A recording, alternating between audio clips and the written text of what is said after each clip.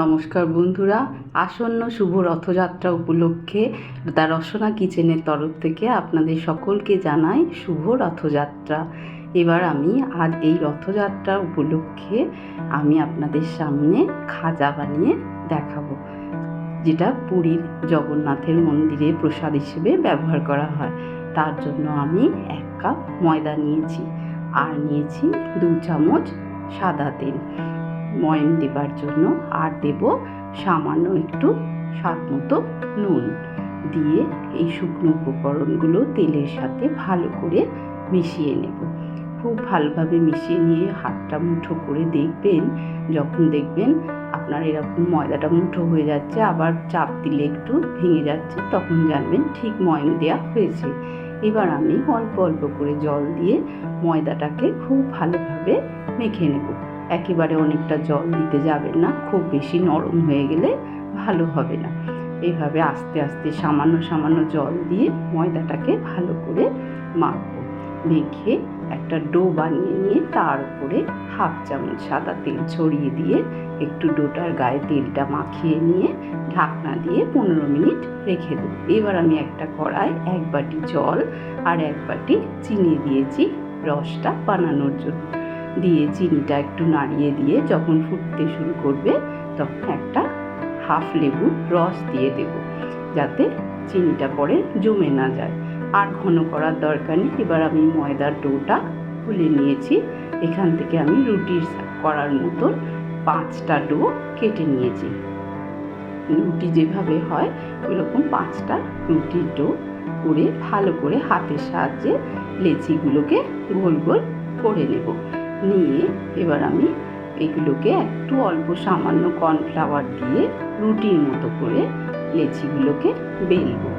ধীরে ধীরে আস্তে আস্তে সামান্য সামান্য কর্নফ্লাওয়ার দেবেন, যতটুকু দরকার, খুব বেশি লাগবে না। এইভাবে গোল একটা রুটি করে নেব। দিয়ে আমি আরও একটা রুটি এভাবে বানিয়ে আপনাদের দেখিয়ে দিচ্ছি। এইরকম আস্তে আস্তে গোল করে করে রুটি বানিয়ে নেব। দিয়ে 5টা রুটি আমি এইভাবে বানিয়ে রাখবো। রেখে এবার আমি একটা রুটি নেব, বেলা হয়ে গেলে তার উপরে দেব আমি অল্প একটু সাদা তেল দিয়ে, তার উপরে আমি ভালো করে তেলটা বুলিয়ে নিয়ে রুটির উপরে সামান্য একটু কর্নফ্লাওয়ারের গুঁড়ো ছড়িয়ে দিয়ে ভালো করে ছড়িয়ে দেবো চারিদিকে রুটি। তার উপর আমি আরও একটা রুটি দিয়ে দেব। দিয়ে এই একইভাবে আবার আমি ওর উপরেও একটু সামান্য তেল ছড়িয়ে দিয়ে রুটিটার ওপর, তার উপর আবার দেব কর্নফ্লাওয়ারের গুঁড়ো। তেলটা মাখিয়ে দিয়ে তার উপর দেব কর্নফ্লাওয়ারের গুঁড়ো। এইভাবে 5টা যে রুটি বেলে রেখেছিলাম, 5টা রুটি আমি এইভাবে একসাথে একটা একটা করে দেব। তেল দেব, কর্নফ্লাওয়ারের গুঁড়ো দেব, আবার রুটি দিয়ে চাপা দেবো। এইভাবে 5টা রুটি করে নিয়েছি। ভালো করে ধারগুলো একটু ওপরেরটাতেও আমি আবার একটু তেল ছড়িয়ে দিয়ে অল্প একটু কর্নফ্লাওয়ার দিয়ে দেবো। দিয়ে ভালো করে মিশিয়ে নেব। নিয়ে এবার এই রুটিটা উল্টে নেবো একসাথে, দিয়ে তার উপরেও আমি সামান্য কর্নফ্লাওয়ার দিয়ে দেবো।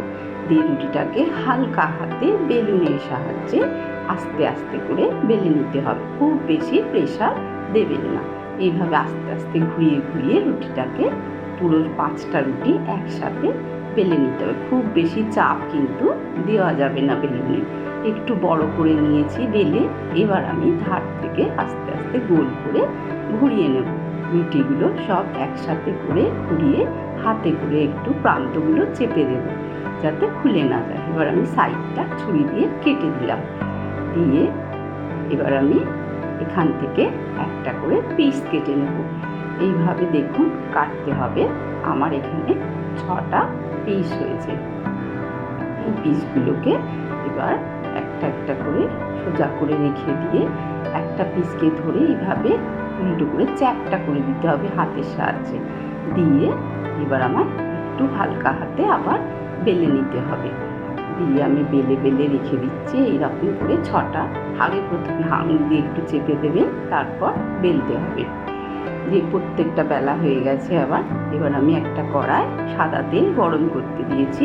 খুব বেশি গরম হবে না, ঠান্ডা তেলেই এটা দেব, না হলে কালার চলে আসবে কিন্তু ভালো হবে না। দেখুন দিয়েছিলাম যখন তেলের তলায় পড়েছিল খাজাগুলো, এবার দেখুন আস্তে আস্তে নিজে নিজেই ফুলতে শুরু করেছে আর ওপরে তেলের ওপর ভেসে উঠছে। তার মানে জানবেন যে আপনার খাজা বানানোটা সঠিক হয়েছে। খুব মুচমুচে খাস্তা হবে আর খেতেও খুব সুন্দর হবে। এইভাবে বানিয়ে যদি চান প্রভু জগন্নাথকে প্রসাদ হিসেবে দিতে পারেন, কিন্তু সেক্ষেত্রে সাদা তেলটা ব্যবহার করবেন না, সেক্ষেত্রে ভালো ঘি দিয়ে আপনারা এই রেসিপিটা বানাবেন। এইভাবে আস্তে আস্তে উল্টে পাল্টে একটু লালচে করে আমি ভেজে নেব। ভাজা আমার প্রায় হয়ে গেছে। এবার আমি এটাকে তেল থেকে তুলে যে রসটা বানিয়ে রেখেছিলাম সেই রসের মধ্যে দেব, কিন্তু রসটা উষ্ণ গরম হতে হবে, ঠান্ডা হয়ে গেলে চলবে না। আমার রসটা একটু ঠান্ডা হয়ে গেছিলো, আমি আবার একটু গরম করে নিয়েছি, নিয়ে তেল থেকে ঝরিয়ে রসের মধ্যে দেব। রসে বেশিক্ষণ রাখার দরকার নেই, একটু উল্টে পাল্টে নিয়ে এবার রস থেকে তুলে নিতে হবে। পুরো একবার এপিট ওপিট করে রস থেকে তুলে নেব। দেখুন আমার খাজা তৈরি হয়ে গেছে। আপনারা অবশ্যই এই ভিডিওটা দেখে ট্রাই করবেন খাজাটা, আর কেমন লাগলো আমাকে জানাবেন।